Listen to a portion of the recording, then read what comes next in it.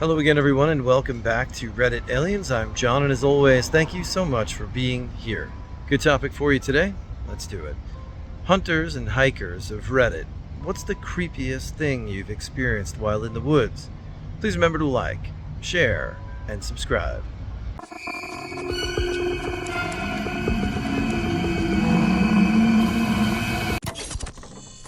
I worked at an outdoor sleepaway summer camp a number of years ago. During a late-night staff meeting, we heard what sounded like a baby crying in the woods, bone-chillingly scary. I and two other counselors decided to check it out. We headed into the woods only to discover a dying rabbit on the bank of a stream, with its blood flowing down it. We were all absolutely mortified. The poor thing was ripped open. Thinking stupidly a fox had done it, one of the people I was with told us to go back and he would put it out of its misery. Within sight of the staff house, the counselor who stayed behind comes running past us covered in blood. We catch up and get back to the staff house, where the meeting was just wrapping up. Here we discovered that the thing trying to kill the rabbit was a cougar, and a big one at that. He only got away from it by throwing the now dead rabbit at it, which is why he was covered in blood. The camp was put in wildlife lockdown for the night, and multiple wildlife rangers were called in to help find and trap the cougar. I've been screamed at by a cougar at night in our hunting camp. It sounded like a woman getting murdered. It was absolutely blood-chilling. Never quite experienced something like that before. Also a somewhat heartwarming one. My family has our favorite lake, for which my papa built the campsite and all the logging roads in the area. He went there multiple times a year and took care of the loons that lived there. He passed away, and 1 year later, the forest around the lake caught fire and burned due to logging lower down. Pretty much 5 miles of forest were destroyed. But his favorite spot at the campsite was untouched. The fire burnt everything around it but that area. A year later, when it reopened, we did a big family camp. At night, we played hide-and-go-seek in the dark. When I was hiding, I swear I saw a dark, human-sized shape move in front of me. I called my sisters and brothers' names, and all I heard was, "Shh, get down, they'll find you." My dad and mom who were looking. My dad came wandering back and didn't find me or my siblings. I waited about 10 minutes and wasn't found. So I headed back to the fire and everyone was there. I asked if one of them found me in the dark, but no one said they did. I believe it was my papa, looking out for me and helping me win the game. I worked as a forest fire ranger for 3 years while in college. We often spent up to 20 days in the bush moving campsites as we worked along the fire edge. One night, I got up to urinate with a lantern. I could hear some branches and movement at the edge of our camp. Wild animals never really bothered me over the years. We had many encounters with bears, especially that would try to get into our food. I, not thinking too much, made a little yip to see if I could stir something into running off. I used the lantern and could see reflection of 2 sets of eyes in the light, but not much else of an outline in the woods. They were spaced out about 20 feet from each other. I turned into camp pretty damn quickly and got the chainsaw we used for cutting trees and making camps. Ripped it wide open and scared those buggers off. There was a pack of wolves, unknown number, that had been curious enough to come inspect our camp. I fully understand that the wolves would not likely have even thought about attacking our camp, especially with 4 adults there, but there was something incredibly unsettling about the way they stalked in and sat there when caught. The most unsettling experience I ever had in the woods. Not my story, but some friends of my dad's from work. One spring during runoff season, they were taking a riverboat into a remote drainage for work back in the good old days of paper maps and no radio contact in the back of Beyond. As they were heading out in the morning, and a fair ways up, they saw a guy just sitting on the edge of the river. Buddy waved hi, but nothing really twigged with them as odd at that point.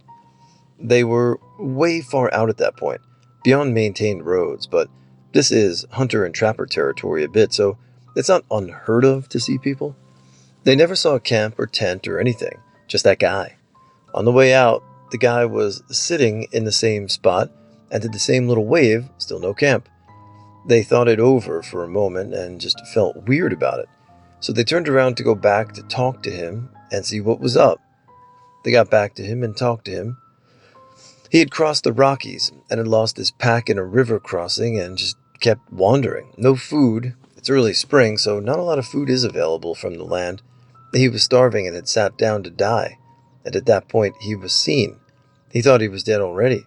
They had to convince him to come with them in a boat, and they're still not sure how they ever did it. They got him out to civilization and to help, and he spent a long time in the hospital, psychiatric ward, being convinced he was still alive. More often than not, the most creepy thing you experience in the woods are just other people. So just be careful out there and keep your head on a swivel and always pay attention.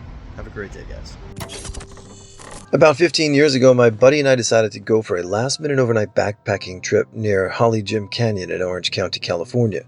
We parked in a random area and just sort of headed out into the wilderness, not following any sort of trail. We hiked for about 2 hours, and were pretty much in the middle of nowhere. We set up our camp next to a little creek. It was still a couple of hours before the sun would set, so we were just chilling. My buddy was sitting by the creek with his dog Merlin. My buddy was a bit random and said, "See, Merlin, this is where we worship Satan." About 10 seconds later, we could hear someone walking up through the brush. We look over, and this guy walks right up to us with this huge wolf dog. I shit you not, this dude was like super ripped and was not wearing a shirt. He had on red shorts and had these massive flame tattoos on his chest. He said something along the lines of, "Cool campsite." We said thanks. He then asked us if we were planning on spending the night. We said yeah. And then he said, "Cool, see you later." And then he walked off. We both sat quietly for a few minutes trying to digest what happened. We kind of retraced the story. Okay, we are in the middle of absolutely nowhere. Right after my friend says some BS comment about worshiping Satan, this dude just shows up. He's like a 2-hour hike from anything, and he doesn't have anything with him. No water, nothing. He's got this huge beast of a dog that doesn't have any collar or leash. The guy is like perfectly jacked, wearing all red and has effing flame tattoos. Then he had some seriously brief but super odd conversation with us, where he said he would see us later after we told him we were spending the night. At that point, we packed up our shit faster than we ever had before and got back to our car before the sun set. I don't know what the hell that was, but it was such an odd experience. My friend and I are avid duck hunters. We run a local runoff of a major river all the time. One morning we were heading out on the river, 4 guys in 2 separate boats. We were running ahead of other guys who were roughly 3 to 4 minutes behind us. We have the boat running pretty fast, multiple lights on the front and sides, also working a spotlight in the front. It's 2 a.m. and pitch black. All of a sudden the guy running the spotlight yells that something is up on our right. We slow down and spotlight an older houseboat just floating along. Never seen anything out there before like this. And it's pretty shallow water. We do a once over and keep going to our spot because it's first come, first served. Guys behind us said they saw a slow down, but didn't see why. They thought we had run across a log or sand barren or the river, so they tried to slow down in the same boat but never found the houseboat. They didn't believe us until on the way back when we ran across a huge debris field on the way back to the boat camp. The water was roughly 5 to 6 feet deep, and there was no sight of the houseboat. Just a weird ordeal for us. I used to live in an old cabin in the woods by myself with a dog. The cabin itself was on a lake, which had no other houses or road access other than my own. I'm a country person and grew up hunting, fishing, and more or less living in nature. I know what everything in these woods sounds like. I know how sounds distort in quiet places. I can stand with my eyes closed on a summer day and tell you which insects are flying by my head by the sound of their wings. They have only been 2 times that I couldn't tell what made a sound, and both those times freaked me out. The first was when I was hunting coyote. I was on the edge of a field with my rifle, with my back against a tree. The snow had just started to come down, and it was a perfect day to lie up and wait on a coyote to come sniffing around for rabbit, as rabbits like the overcast weather. I was listening intently, trying not to move a muscle, and I heard something behind me that chilled me. The best way I could describe it was a guttural groaning, but like a dual-tone sound, sort of like the Buddhist throat singing. I also heard something on 2 legs very slowly shambling towards me. I didn't want to turn around and lose my position, so I just listened more. It was totally unexplainable. I obviously don't believe in zombies, but I'll be damned if it didn't sound like one. It freaked me out enough that I just got up and left. The second thing was at night when I was lying in bed. I heard what can only be described as someone throwing a bowling ball into the water. Kersploosh! Now I know what a beaver slapping the water sounds like, and that's more of a pow. I also know what turtles sound like when dropping off a log. There was nothing in the animal kingdom that was doing this. It sounded like very large spherical rocks and nothing else. I heard it a few more times and turned on my porch lights, heard it maybe 6 more times, and then that was it. Absolutely baffled. Someone else online seemed to have a similar experience when fishing at night and attributed it to Bigfoot. I'm not a believer, so I'll stick that in the what the F pile. My brother went hiking in Colorado. It was a nice trip, so I heard, but he couldn't shake the feeling of being watched. On the way back to the car, it starts to get dark, and his buddy goes ahead to make sure they are on the right path, because of loops and such. My brother comes up on him in a clearing, and he was standing there holding a big walking stick like a staff, clearly looking like he was expecting a fight. My brother, already feeling a little creeped out, is immediately on alert and asks what's wrong. His buddy then shows him their tracks in the dirt headed in. They were the only ones on the trail, so their footsteps were clear. And there was another track on top of one of their footprints, so it clearly came after. It belonged to a mountain lion. The mountain lion tracks were following their tracks up the trail, stalking them. Seeing as it was getting dark and mountain lions are somewhat nocturnal, they were pretty freaked out, and my brother's friend was sure that one of them was going to get ambushed when they had separated. They never actually saw the mountain lion, but there were more tracks clearly showing that it had been stalking them for a while, and probably did all the way back to the car. It's not exactly unexplained, but they certainly were creeped out and had a legitimate concern for their lives. Went with a friend and her brother to visit their aunt one weekend. They lived way out in a country area, lots of wooded hills, abandoned coal mines, a kitchen sink connected directly to a lake, fun stuff like that. After lunch, she and I decided to hike through the hills. It's absolutely beautiful scenery, not a shred of civilization, and it's so damn quiet. We kept to a pretty simple path, mostly straightforward, just the odd twists and turns as far as country hills trail go. We were walking for maybe an hour and a half and coming up on the second abandoned coal mine we've seen, and we decide that maybe it's time to head back. So we take a few minutes to rest and start backtracking. 15 minutes later, we're in sight of her aunt's house, and a lot further uphill than we'd been at any other part of the hike. And somehow, we completely skipped the other coal mine we'd passed. We make it back to the house and birds are singing and bees are buzzing, and that's when the realization dawns on us. There were literally no sounds during the entire round trip aside from what we made. No birds, no bugs, no lost dead guys from Camp Crystal Lake. It's still an occasional topic of conversation between us 18 years later. Before anyone questions our sense of time, we had watches, so at least on that point, we're not insane. It happened when I was out hunting squirrels and camping with friends at a park in Vermont in early October. All I had was a .22 rifle, as did my two friends. Well, we hiked about 6 miles into, I think it was Camel's Hump State Forest. I can't remember. It gets really dark really quick in forest, so we set up camp and ate the squirrels we took that day. I could not find for the life of me 2 trees to set my tent up near my friends and near the campfire. So I set up my tent maybe 500 feet from the camp. We were all tired, having hiked and hunted all day, and called it a night. Well, here's my first up, or blessing. I did not have a flashlight because my friend ran out of battery, so I gave him mine. The second up was how far away I was from the fire. Anyways, I made it to the tent to get in my sleeping bag. It takes a while for me to sleep, so I was just up, lying there.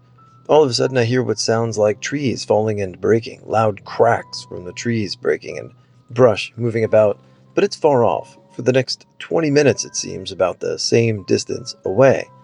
I finally fall asleep, but I wake up from noise. This time it's much closer, but it's still pretty far out. I just think it's critters, maybe a beaver or fisher cat, even though I heard trees or twigs snapping. However, this time It kept getting closer. Then I hear what sounds like a giant man stomping his feet, and I hear it coming right to my tent. It gets extremely loud. I do not even have my .22 rifle on me. It's in my friend's tent. For the next 30 minutes, I hear this thing coming toward me until I swear it was almost 15 yards away from me and my tent. And at the time, I know it must have been a moose or a bear. I was more worried about it being a moose because it was during a rut, and people say they are most dangerous animals in Vermont. This thing is right next to me in the pitch black, and I can't shine a light on it to see what it is. Thankfully, because being young and stupid, I probably would have. It was probably there for 30 minutes, then something spooked it, I guess. It was me when it smelled me or I made a noise. Luckily, it didn't attack my tent. We woke up the next day and saw the largest moose prints I've ever seen right near my tent. I swear, since it was during rut, if I had coughed or sneezed, it would have attacked me. That was one time I felt I was close to being killed. It's also why I carry a .44 Magnum with, plus solid cast buffalo boar with me when I hike during a rut in the Northeast now. My girlfriend and I decided to go on a camping trip in the backcountry of Greenbrier County, West Virginia. This was before the movie Wrong Turn, but was the same area that the movie took place in. It's very rural, and that's what we wanted in an effort to disconnect from everything and everyone for a weekend. On the second night, we were both asleep, but I'm a light sleeper and heard noise that sounded like the soft rustling of brush and footsteps that sounded very heavy.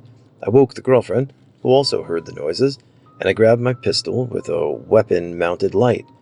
I slowly unzipped the tent and exited while activating the flashlight and pointing it in the general direction that sounds were coming from. I didn't see anything. I went around the entire perimeter looking for signs of movement or the source of the sounds, and the light from the flashlight didn't reveal anything that could possibly be making these noises. I had a bear in my mind the entire time, and it was very ready to unload all 15 rounds if I had to.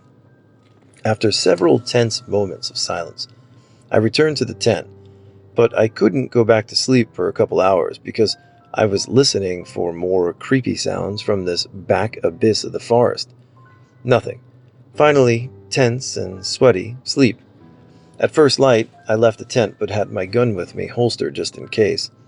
I looked around the campsite again, searching for signs of animals, and noticed some fresh bear tracks that the flashlight on my gun wasn't bright enough to reveal the night before. I followed the tracks that appeared to roam within about 10 feet of the tent.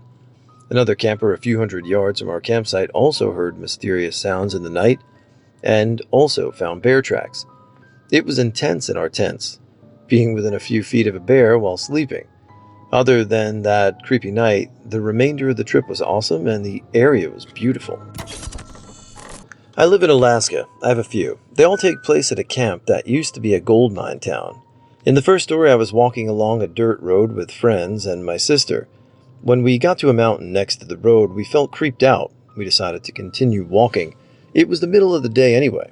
We get back to the cabin and all our parents are on the deck looking at the mountain we walked by. We asked what was so interesting. They told us they were watching a grizzly bear that was mimicking our path and wandered off when we got back within the camp. The second story is the same group as the first story. I was visiting a friend's cabin. My sister and our other friends came to tell me dinner was ready. We decided to cut through the pine trees back to our cabin. We were chit-chatting, and I decided to walk backwards because I found myself leading us back. As I was talking, I stumbled onto my back. When I looked at everyone, they looked creeped out. I got up quick and turned to look at what they were staring at. It was a small cemetery in a forest. I tripped over an ankle-high fence made of pine branches. The plots had simple crosses made of branches. It was a small cemetery, used before the official cemetery was established. Autumn is the hunting season in our region. We were out hunting caribou and moose. We were out for a couple of days. We decided to head back to the camp unsuccessful. It was late, but we were ready to get back. The route followed a river. It was starting to rise. This made it difficult to create a path back. It normally follows the bank of the river. The water was too high and we had to improvise, slowing us down. Driving ATVs at night, improvising trails on a high river, not fun. New moon overcast, it was pitch black. You could only see as far as the ATV lights could shine. That's not very far with all the 10-foot-high bushes everywhere. We made it back fine, but I was creeped out not knowing the terrain that well. The last story takes place at a different hunting region, but in the same part of Alaska. I was 20 or 21. We had a GPS because we wanted to put new waypoints in. There were 4 of us looking for caribou. We split up to cover both sides of the mountain. Every good place to hunt, you need to use ATVs. I had the new guy, who had only been in Alaska a couple of years. We found a couple caribou and shot one. Evening was setting upon us, and clouds started to close in. Thick fog set in by the time we butchered the caribou. You could probably see 15 feet in any direction. We decided to get up the ridge and follow it back to the other 2.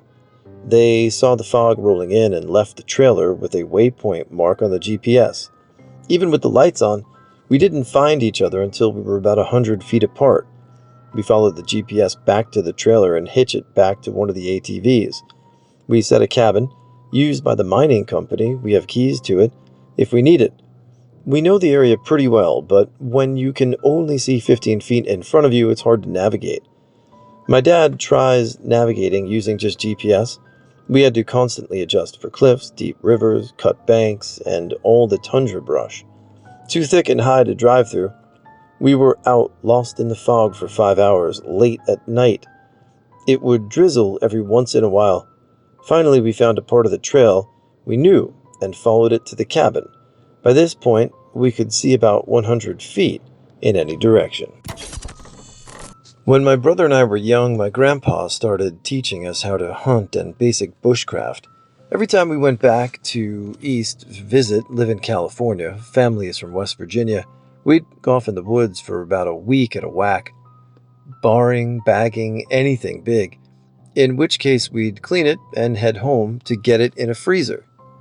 On one trip, we had been tracking a good-sized boar for about an hour, hoping we'd get to head out early with some bacon. We were moving along a game trail when Grandpa stops dead, hisses at us to get low and shut the fuck up, and then after a minute urgently motions us to get off the trail. We humped it off the trail about 20 yards and sat stock still.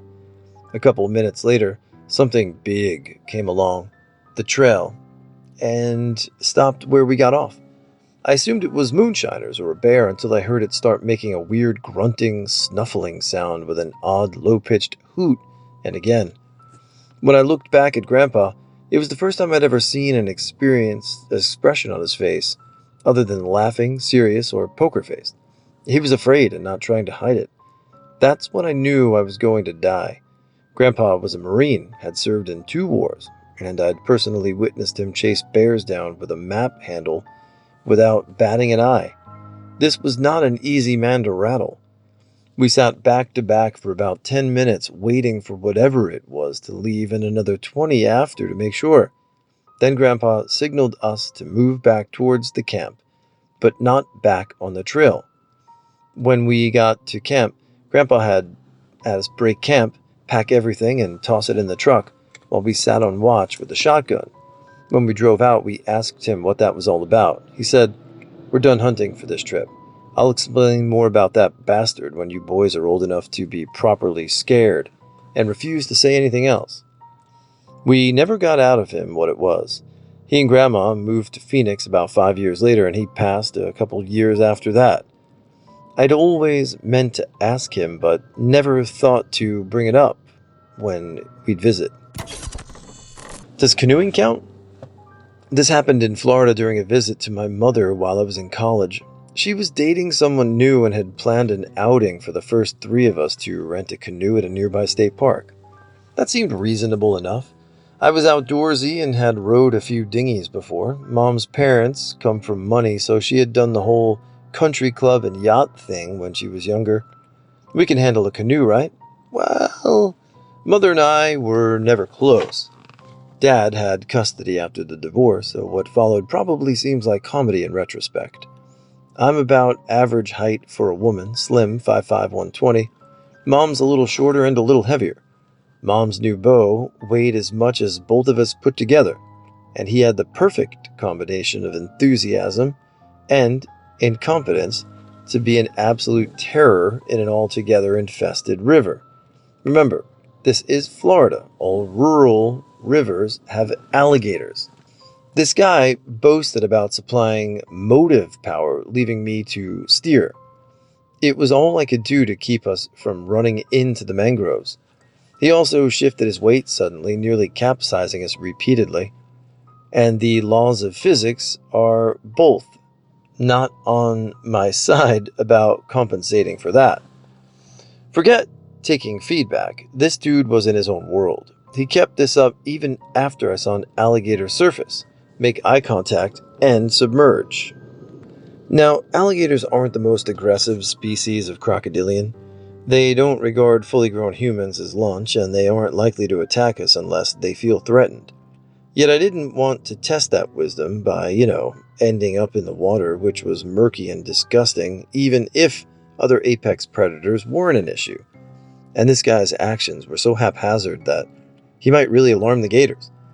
To top it off, at random moments for no apparent reason at all, he would raise his voice and shout crude racial epithets. Mom sitting back and smiling the whole time, enjoying the sunny day and identifying migratory birds. What the Mom? Under normal circumstances, I would characterize my embarrassment by wanting to sink into the ground, but, let's not jinx the situation by thinking anything about sinking. I turned the canoe around early, notwithstanding protests that we've got 40 minutes left on our canoe rental, silently fuming. Sure, Mom, getting every penny's worth is exactly the right priority, but excuse the decision by saying I don't want to risk returning late and incurring an extra charge. Between this and being the only person both willing and able to operate a canoe, I get my way. At the end, I compromise and kill our final rental minutes by paddling in circles at the widest part of the river in full view of the boathouse, figuring it's the least dangerous part of the water. Remember that guy's nauseous habit of using racial epithets? Of course, he raised his head and let out one final N-bomb as the clock winds down. So this isn't a ghost in the woods story, but it sure qualifies as creepy.